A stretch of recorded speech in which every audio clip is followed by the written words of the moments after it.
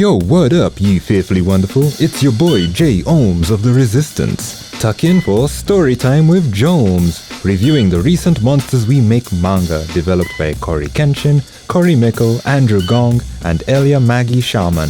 I was jaw-dropped when Cory dropped this passion project of his, and seeing as I look up to him as a creator, I delighted to check it out and give my thoughts. No cap, I ain't tweaking. Sorry, has my hood lingo overwhelmed you thus? Consider this mostly spoilery and enjoy the time-lapse of my Jabari character creation in the background. The prologue begins with a Bible quote of the famous trees, or one famous tree, of the Garden of Eden.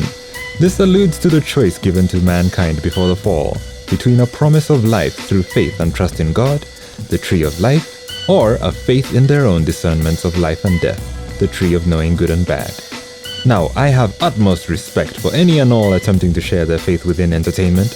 It is quite difficult, but they certainly can be and have been mutual alignments. However, Christian entertainment is generally infamous for being a little too blunt with the messaging, and so, not gonna lie, they got me shaking all here. But let's hold back and let them cook. Trust. Flipping the page, we get the setting of New Eden, giving us a hint of the thematic parallels here. We learn of a mysterious cataclysmic event of long ago, dubbed the Eternal Night, which was more accurately a fortnight. It was a darkness forcing humanity to revert to primal instincts, eat or starve, kill or die. No light, no electricity, no world order.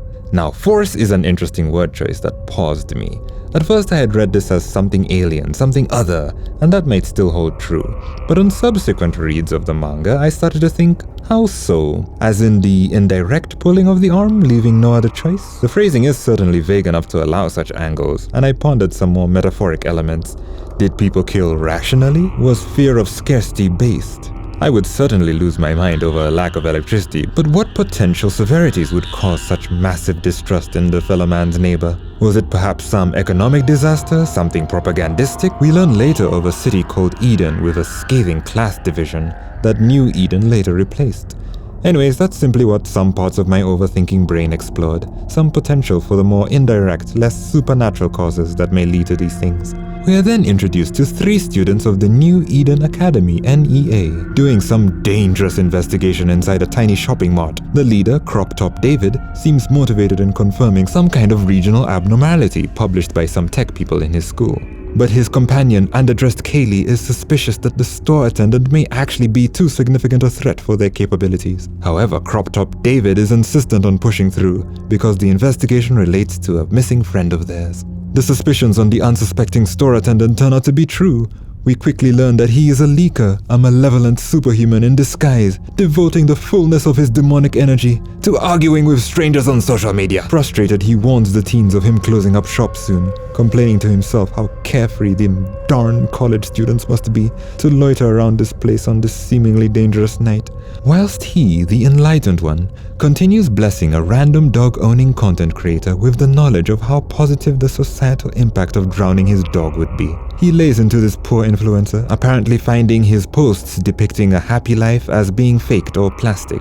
This aspect of him, paired with his complaining about the teens, creates lovely first impressions of this mysterious major antagonist, and his preoccupation with artificiality or pretension. Zooming in one level deeper, the social media platform called Be Here is an incredible name that parallels the real-life ironic disparity between the heart of social media and social isolation. Rather than fostering connection, somehow the opposite occurs. The media becomes more attention-grabbing, clawing for novelty, ad-friendly, connection becomes marketable. I feel like the villain being the one to introduce Be Here is a brilliant touch, giving us a slight hint on this core motivation of his.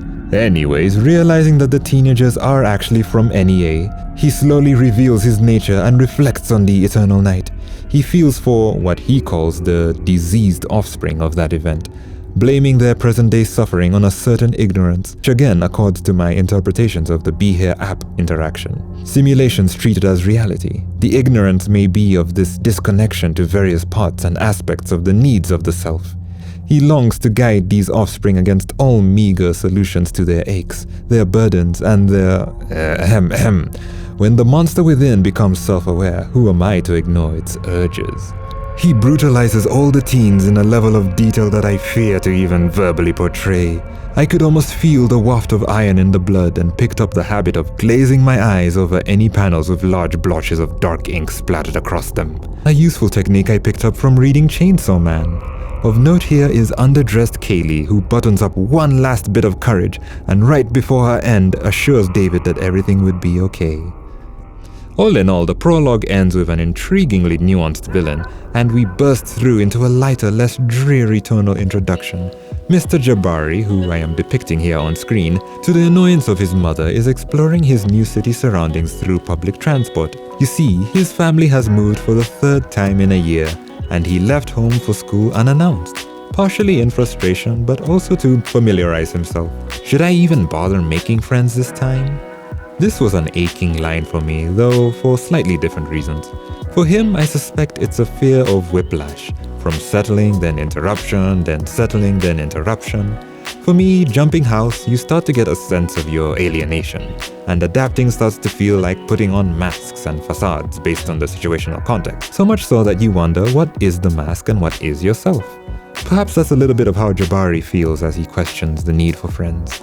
We see him listening to music with neat drip and headphones, and he makes a quick remark at how almost everyone on the bus are seeming textaholics, busy on their phones with their various issues, which ties a neat little parallel between him and the villain from before. The bus picks up some more passengers, and he fixates on a guy standing out in the rain without his umbrella. Then another drenched person sits beside him, which discomforts him somehow.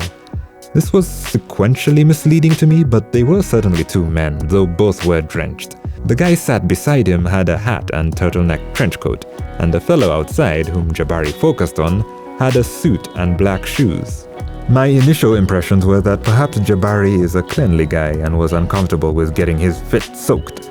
But reading again, I saw he didn't seem at all bothered by the rain stepping off into Nia. Perhaps he was more so sympathetic at the inconvenience the man with the suit was experiencing. Perhaps there's an alternative read on this detail of the 2 drenched men, but I found it curious enough to leave in the script. Anyways, the bus arrives and Jabari takes in the campus, resolving himself to do his best and to make the most of the opportunity afforded him by his dad, when suddenly his senior, Liam, pushes him down onto the road he just stepped off from.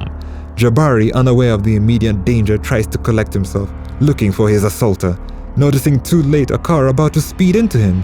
What on earth was that fellow doing speeding on campus grounds? Liam then quickly scoops him out of the way and utters a fascinating opening line. Was that my fault or yours? Guess it doesn't matter, I saved your life. How curious, how dastardly, how suspicious. It's played off as just a goofy bully moment. Haha, I nearly got you bashed by oncoming traffic, teehee lol. But my suspicions turned to absolute distrust of Liam reflecting on this encounter, especially on subsequent reads. Questions of consequentialism, or the forest for the trees, perhaps even causality encircle him.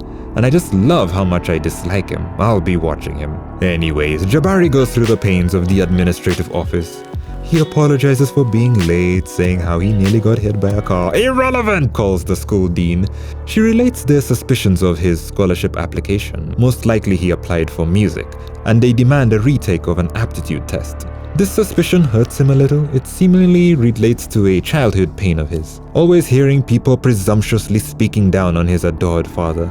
Despite him being so tireless and industrious for his family, we see that being validated for earning his scholarship and the high results for his entrance tests is important for him because of this intolerable disconnect that he sees between the haters his father ignores and, well, his brilliance. This symbolically ties nicely into some sensory condition that Jabari suffers a slight episode of over on his way to the retake. He has extremely keen ears and gets easily overwhelmed by crowds and distant conversations, hence the headphones. His father assumed that it was simply the sensory overload that stressed him, but it was also the disconnect, the disregard of the naysayers that bring Jabari down and motivate him to be the best. Very interesting. On his way to and from the test, Jabari gets acquainted with Liam's friends, who subtly try to cue him against standing out too much during the test. However, I suspect, based on the backstory, that he interprets this as yet more subtle attacks on him and the image of his family that endured much verbal resistance. And so he resists and passes with flying colors, disproving the suspicions. He's then called back to the dean's office. I am excited to see how they explore this side of him narratively, because while his motives are understandable, it seems to also create some nasty impulses in Jabari. Earlier we were shown a snippet of his past, where a poor concert violinist says, "He, Jabari, even told me to quit because I'll never be as good. But I'm not worried, people like him always get what's coming." On his way to the test, he passes by a strange ghost-like figure writing cryptically on the floor. Jabari, though sympathetic, doesn't seem to raise concern over this strange apparition in the hallway, despite it having no eyes.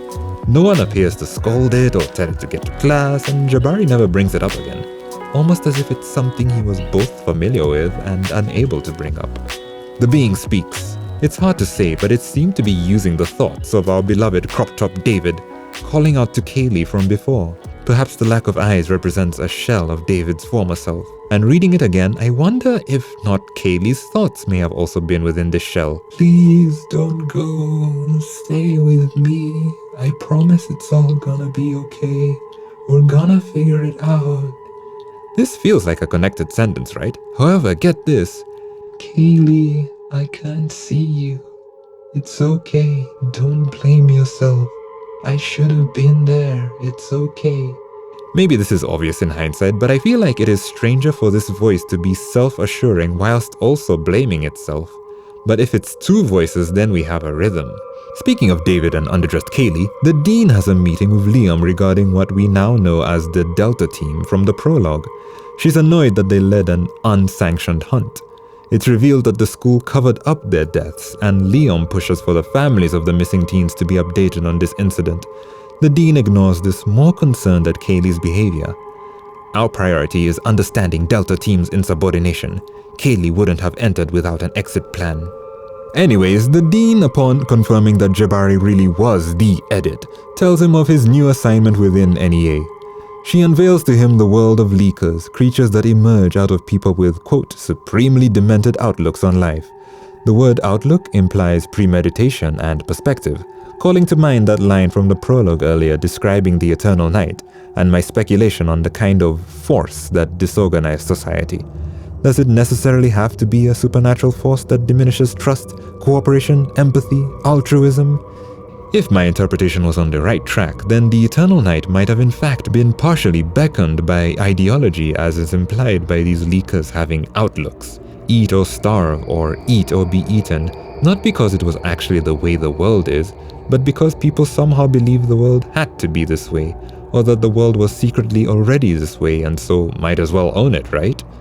The Dean explains how the college essentially runs a secret government operation tied to Sanada, an impossibly massive mega-corporate body called earlier the Saviors of Mankind, building New Eden from the dregs of the Eternal Night.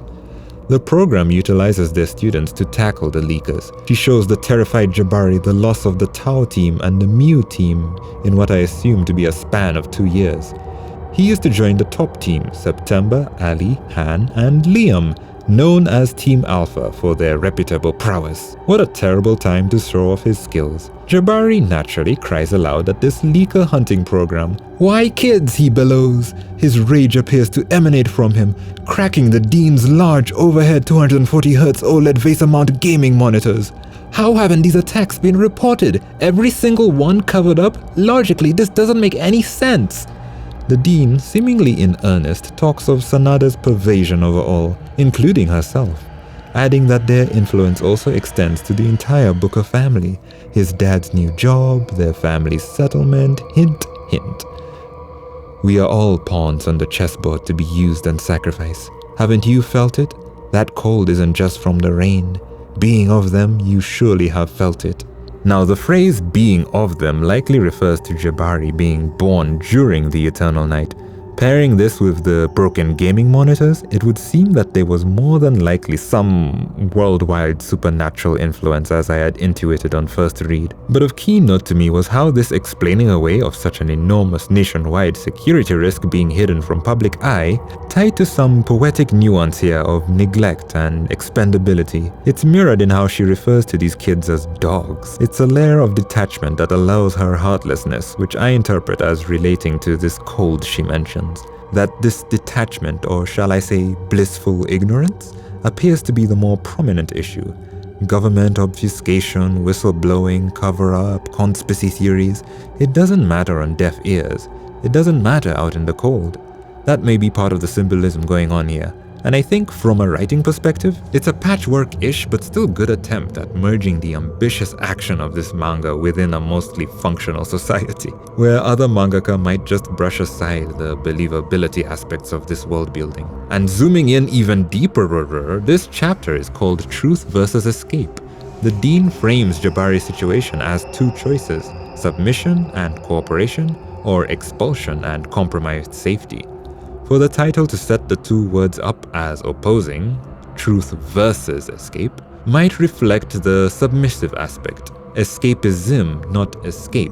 Jabari has, understandably but still realistically, contributed to perpetuating the deceit of Sanada by himself detaching from the sympathy and rage he felt for the victims, and for detaching himself from any concerned parents who may never receive any honest update regarding their poor children's fate. He himself is part of the facade now. Zooming in even deeper, the two choices reminded me once more of the prologue, the allusion to the Book of Genesis, the tree of life versus the tree of knowing good and bad. Could my interpretation of Sanada's false perpetuation relate to the biblical motif of false Edens, gardens constructed over forbidden fruit? Where will they take these ideas? I bubble with excitement. Anyways, speaking of conspiracy theory, far away in the NEPD, New Eden Police Department, Detective Kaine, highly suspicious of the disappearance of what we, the audience, now know as the Delta Team, draws a link to a similar occurrence 8 months ago from the same school. I would guess the Mu Team. Finding no progress from his incessant phone calls to NEA, he investigates the Stop and Shop Mart to get his own answers. We learn of what seems to be a divorce from his ex, Taylor, as well as his negative reputation sleuthing over things the NEPD dismiss. Once again, the cover-up aspect the school dean explained is hinted at here, a symbol of justice becoming themselves complicit of crime for one reason or the other. We learn that the store attendant, Mr. Zuri Raff, the antagonist leaker from the intro, was actually a Sanada employee and is known for writing manifestos on his social media. Kaine stakes out the place. We also learn of his goofy chipper work partner. He believes in Kaine despite the naysaying and has a good relationship with him, and whom we learn has a crush on some other staff member and is all gushy about her, and whom Kaine is supportive of, teasing him and encouraging him to shoot his shots. Yeah, so he dies. Their investigation of Raph goes horribly wrong.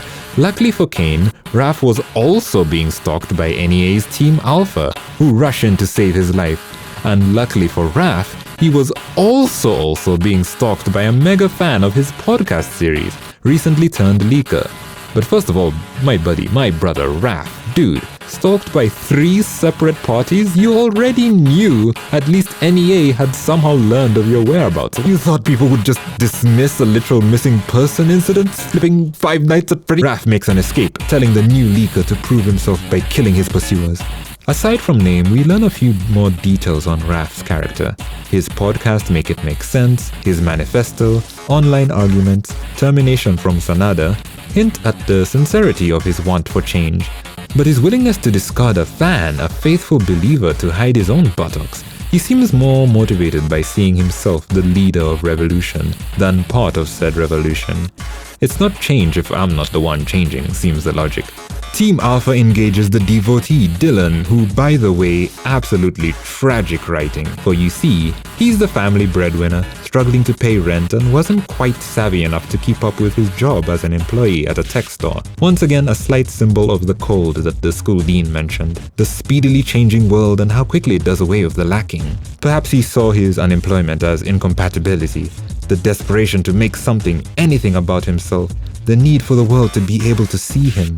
But not even his wife saw anything appreciable, complaining how his only focus was on that blasted podcaster.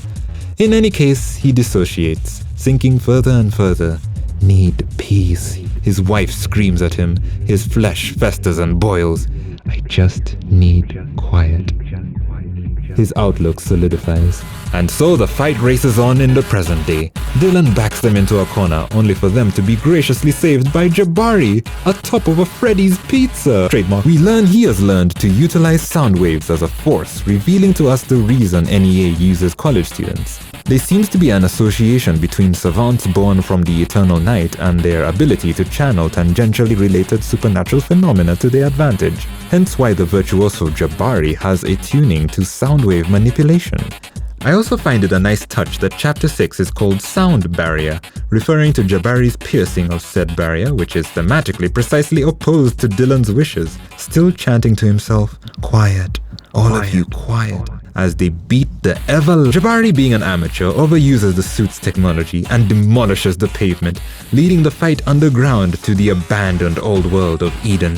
As they look for Dylan in some watery access tunnel, Jabari and Ali, remember that Team Alpha consists of Ali, Liam, September, and Hans, get into a spat. Jabari brushes off Liam's attempt to care for him being a newcomer and all, and Ali provokes him for this. In their clash, Ali mentions, "Confidence is always the killer of the prideful," once again giving Jabari some ominous foreshadowing.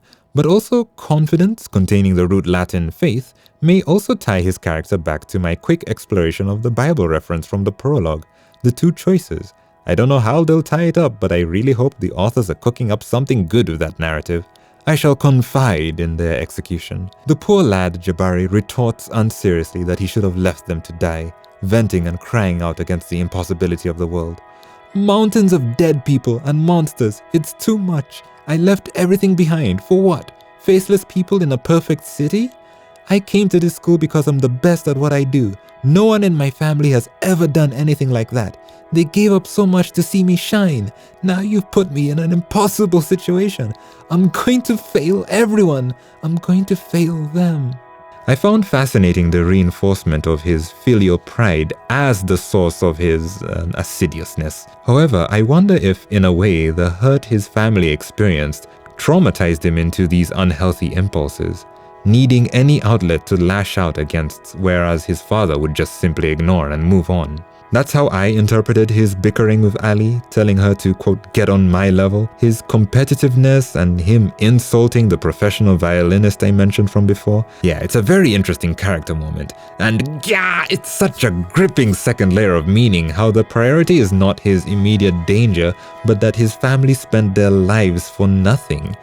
I can barely imagine this urgency, this burden and desperation to somehow express gratitude, especially for those rescued from poverty. And this mention of faceless people, which I tie back to the Dean's image of the cold, I took to reflect the discontentment with reaching the top of whatever ladder, whether self-imposed or predetermined. What is the purpose of this prowess, his virtuosity, if the system just seems to move on and around it, even threatening to kill him? At least this is what I think might be the second meaning behind his pain. Quote, "I just want to go home."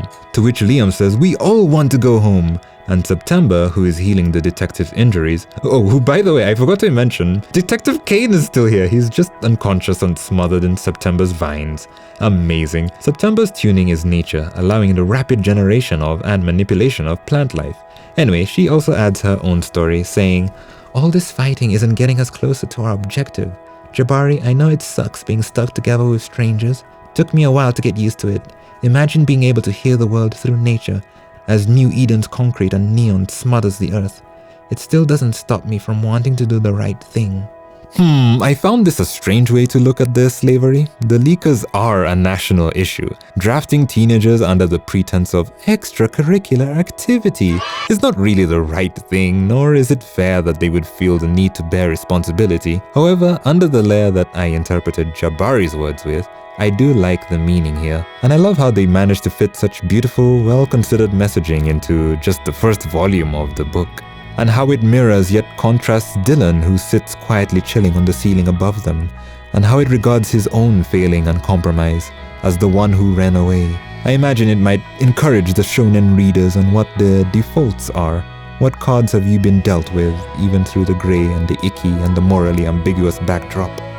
To her, the concrete jungle and neon lights of the same old bland city life, especially coming from the idyllic simplicity of childhood, still shouldn't invalidate her humanness, her dreams and her goals, her ideals even against the non-ideal. From that lens, I understand her. Liam also contributes to the conversation. Anyways, it should be mentioned that, did I mention Dylan was just chilling on the ceiling above them? He attacks, but Jabari's quicker reflexes once again save the day, making Team Alpha feel more like Team Omega. Dylan slinks away, muttering, "Alone, failure," which I think further emphasizes the analysis of Jabari's faceless people. They split off to search for him, and Jabari ends up with our beloved Hans, who gives us some background info on the world. His tuning is towards electronics. His gadgets seem to be particularly helpful with his speediness in combat, but he also seems responsible for the more technical aspects of the hunt, like tracking and communications. Anyways, it turns out they built on top of Eden after establishing the new Eden Order. He also mentions how upper classes were able to demonstrate and brandish their power as a way of keeping people in line. Now, there was a confusing detail I met. Maybe someone better understands it. Han had downloaded and was watching a record of a live stream from a fitness influencer. Unbelievably reckless. I was genuinely mad at this. The phone then dies. And we once again have Jabari being portrayed as someone locked in, as the kids say. The undistractable one, saying, "That's why you were sliding across the street about to get skewered." I didn't know what this referred to and had to go back to their first brawl with Dylan to understand. They were indeed two little panels of Han after being thrown away onto the road where lights and a large honk indicated his immediate danger. If that was what Jabari was referring to, it didn't make too much sense to me because it didn't seem to be Han's fault that he got launched onto oncoming traffic. It didn't seem like he was checking his phone either. I'm just not sure what prompted this accusation, perhaps something off-screen. Regardless, there still persists a recurring motif of Hans as a slacker and goofball, called out by both Liam and Jabari. Han also gives a slight hint on Liam's tuning, theorizing that it might be premonition. Liam, top performer of the whole college, has been hunting for pretty much all his life, and none know what his ability is. He always has a plan for any situation. I suspect it's some sort of premonition. I've seen him do wicked stuff in battle, like impossible stuff. This is interesting because despite being the strongest in the school, we do see how reserved he is in battle, analyzing from behind and coaching the fighters. Something's not right. Come on, Liam, what's the missing variable? Missing variable, you say? Anyways, Dylan is found first by Ali, who rejects orders to stay on the defense before receiving support. She utters an amazing line, "Sorry Cap, I don't do evade," and then dies! No, she doesn't die. Jabari saves her life, unfortunately, once again further reducing the reputation of Team Omega, formerly Alpha. Before Dylan's counterattack, Ali has a quick character moment, a flicker of trauma. Anyways, Jabari and Liam finish the fight as a duo. However, the villainous Liam, despite being assured of his ability to finish the fight, is revealed to desire the fight drag out just a bit longer. I couldn't ask for a better scenario to test something. The speech bubble with this particular quote has Jabari in frame.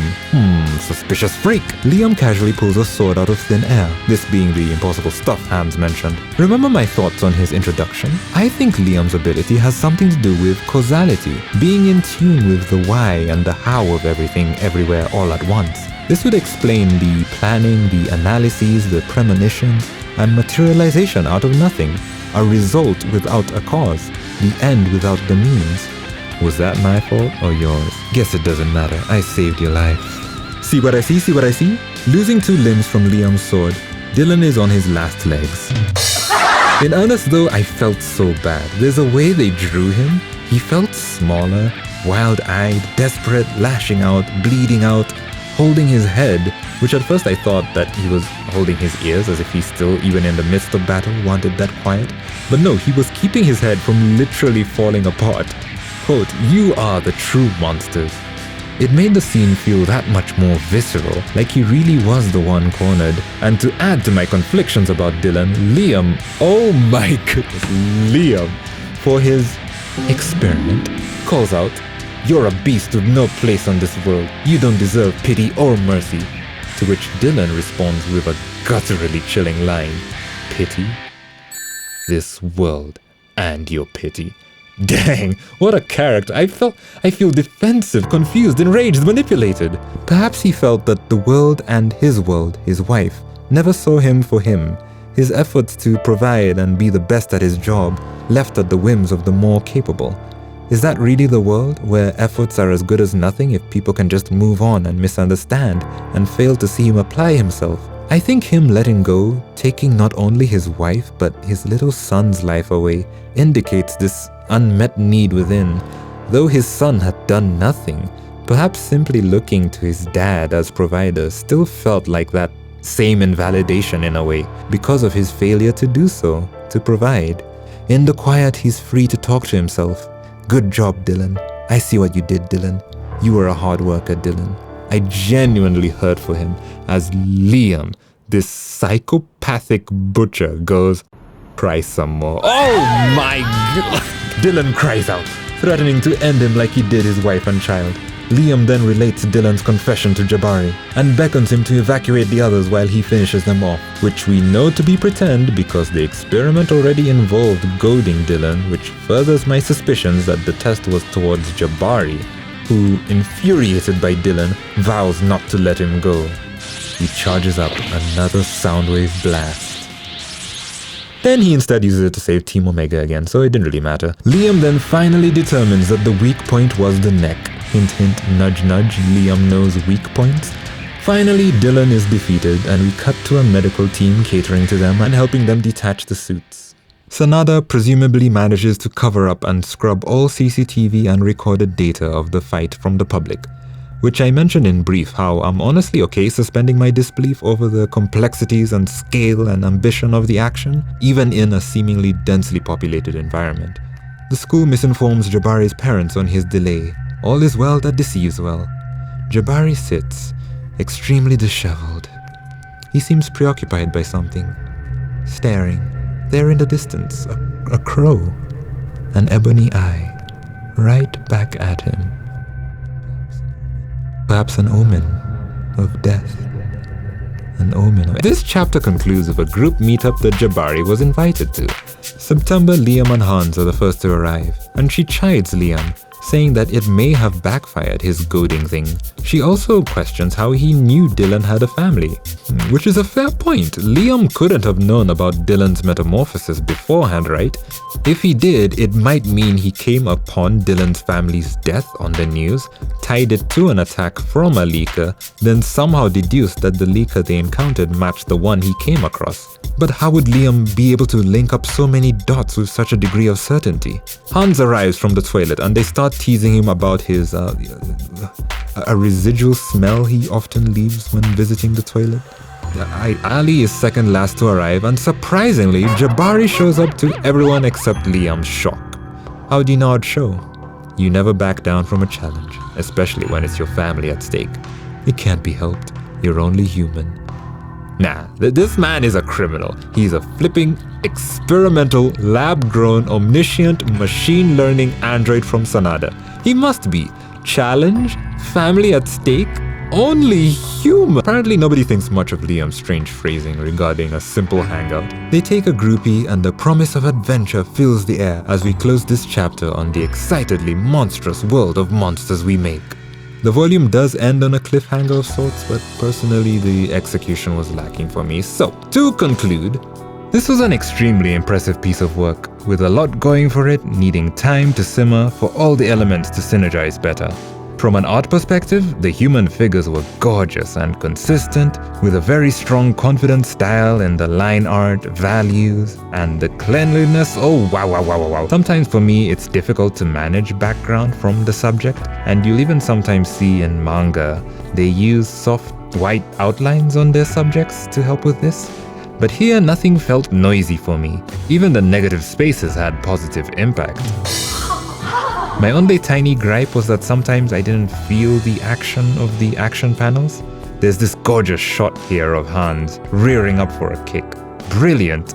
But then he shares a panel with Ali and I felt it took away. One of my favorite panels was this here of Ali sprinting across a rooftop skylight, and then a panel's border implicitly became one of the frames of the skylight window, of which the other open side revealed Dylan maliciously hiding beneath. Magnificent. From a story perspective, I'm shocked how interested I am to see it through. I'm generally hard to impress with buying in, but this got me questioning and speculating, and most importantly, connecting.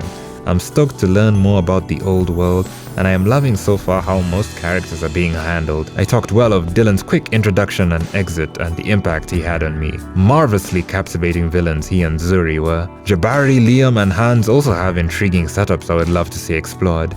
Perhaps a gripe I could peck at was that the tone was a tad confusing for me. The more visceral, raw elements could sometimes feel out of place, or sometimes it was the humor that was a little hit or miss. It could just be a preferential thing, but it felt like the medium itself struggled with defining what kind of story it was. Which leads me back to my first overall impression, that all the individual elements are good: story, tone, artwork, fights, etc. Some even exceptional.